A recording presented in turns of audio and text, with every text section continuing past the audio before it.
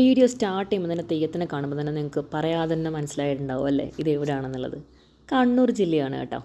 അപ്പോൾ കണ്ണൂർ ജില്ലയിൽ അതല്ലെങ്കിൽ നമ്മുടെ ഏഷ്യയിലെ തന്നെ ഏറ്റവും വലിയ ഡ്രൈവിംഗ് ബീച്ചായിട്ടുള്ള മുഴപ്പിലങ്ങാട് ബീച്ചിൻ്റെ മുഖച്ഛായ മാറ്റിയ രംഗങ്ങളാണ് കേട്ടോ നിങ്ങൾ കണ്ടുകൊണ്ടിരിക്കണേ.